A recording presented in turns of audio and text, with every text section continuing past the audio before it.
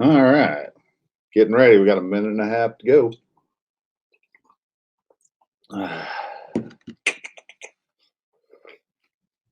Just getting everything kind of finished. Maybe this works a little better. So we're going to find out though. So, all right. Got that up there. Got, yeah, I need mute. Mute. Dave Jackson's jumping on to Clubhouse. Got 45 seconds.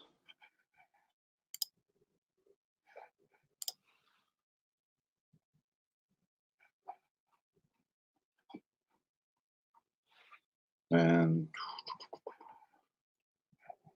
let's see.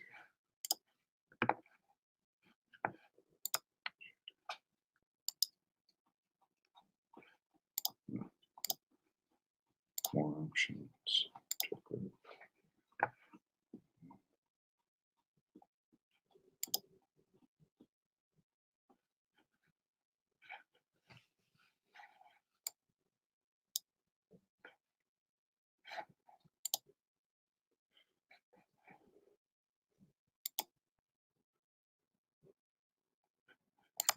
Close that.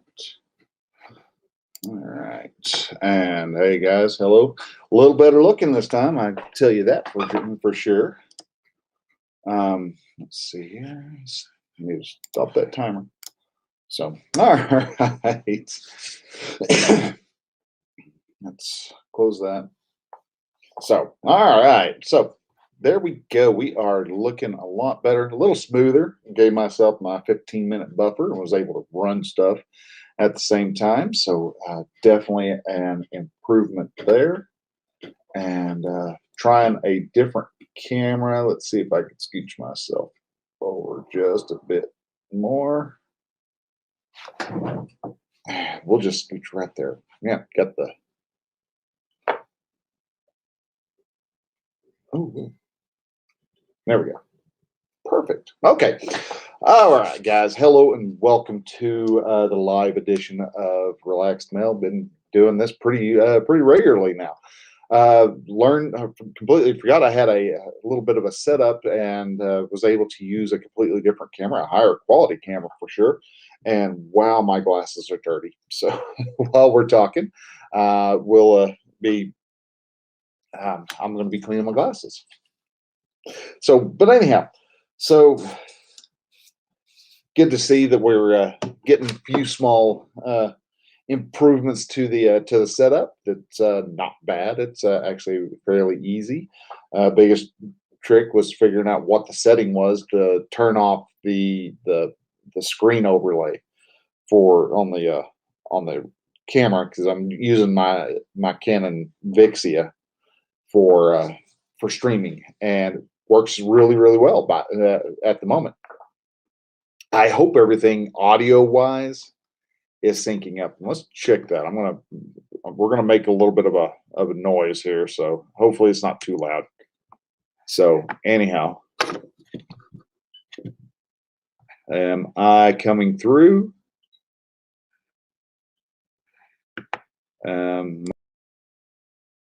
We might muted the mic.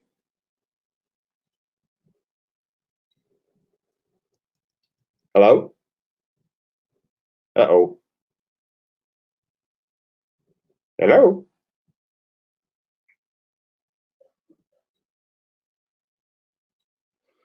Hmm.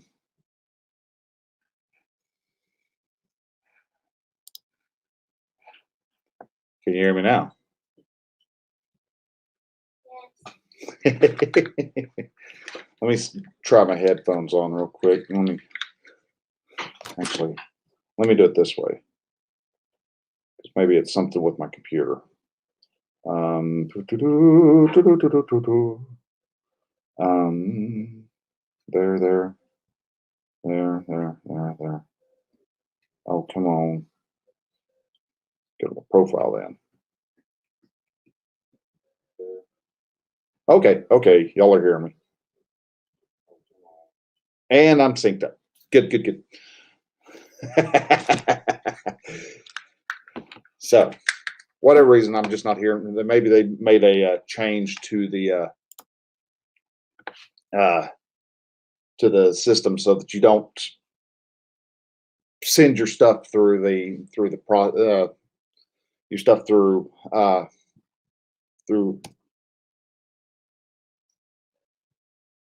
so you don't get your feedback loops and stuff like that. So anyhow, all right. So anyhow, guys, hello and welcome. So we're still getting a little bit late start, not as late as normal though. So, but it's good to see you. Thank you for taking the time to come in and watch and learn and to become greater and better men every day. Today, wanted to talk about one of the key elements to the secret to your success. Now, a lot of people will think that it is a drive, it is some sort of hyper secret voodoo that you have to do to be able to become successful. And what actually separates the wheat from the chaff is actually one very simple thing. And it's something that a lot of us don't do. And that small item is actually taking action. And that's what we're going to talk about is the taking action. Are you taking action or are you just moving for the sake of movement? This is something a lot of people run into. This is a big problem that uh, many young, entrepreneurs or even people who are trying to lose weight, anything that you're doing, we will focus in on just doing. We'll just do stuff, but it's not ever actually the action. A lot of times we get stuck in paralysis by analysis. We're sitting there, we're learning about what we got to do, and we learn. We go to all these different conventions and meetings and join all these groups, and we learn all that we can learn because we're supposed to be learning, right?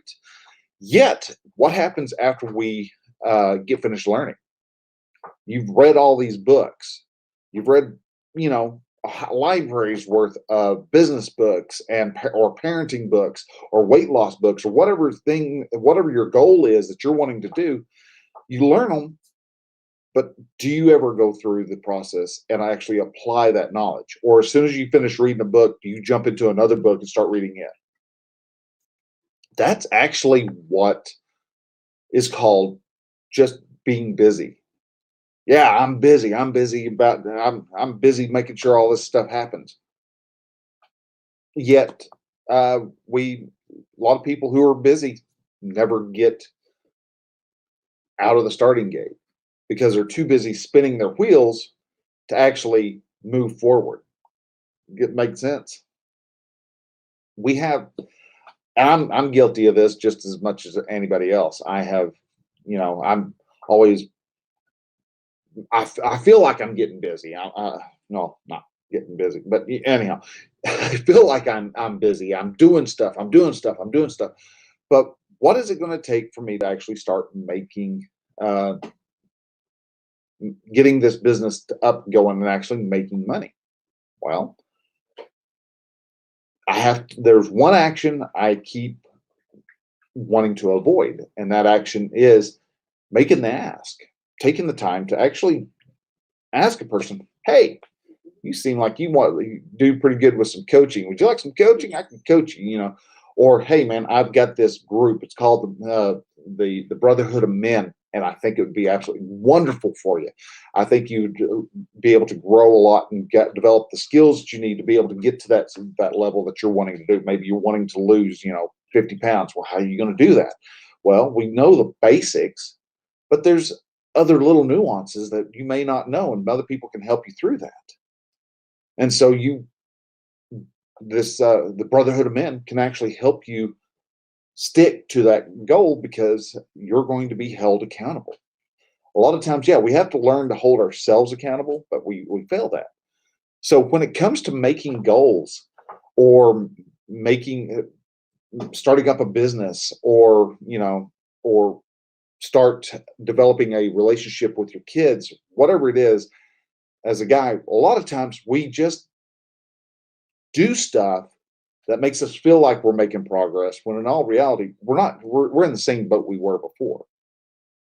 I've got 300 something odd posts up on a blog, but yet I don't have near as many clients as I would actually like to have. Love to have a full coaching calendar and have all four uh, Brotherhood of Men groups packed full and have people waiting on a waiting list going, hey, dude, when somebody drops out, let me know. I'm going to jump in there. I've got my money set up, all set aside, and I'm ready to go. That's what I want. And I don't do the ask near as often as I want. If I want to have more people come in, I really have to take the time to get out of my comfort zone and actually do the ask.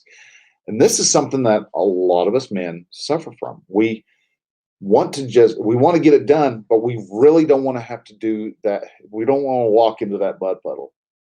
I know our goal is just right on the other side of that boggy. It looks like there's leeches in this thing. I really don't want to walk in there because, dude, you don't know what you're going to catch in that. It might be a snake in there, and I'll step on a snapping turtle. All you have to do is you've got that fear to walk across, and there is such a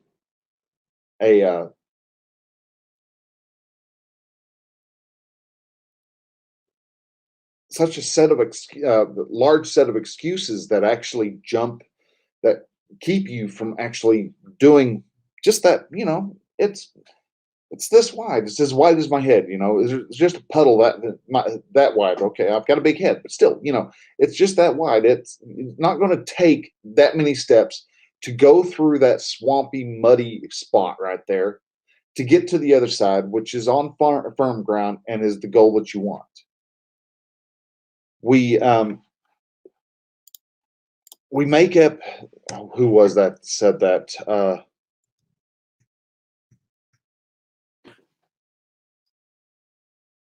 Who was it? Seneca, the great Stoic philosopher Seneca, who said we suffer more often in imagination than in reality.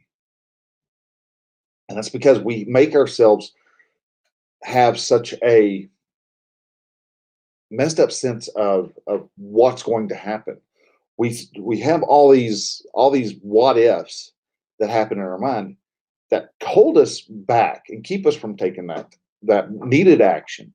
I actually had a guy text me earlier today, and it was a guy. He was spamming me, but still he was doing something that I need to do more of. He actually made an ask. He was wanting to sign up so that I could get more viewers and more subscribers and stuff on YouTube. So, okay, he won't be able to.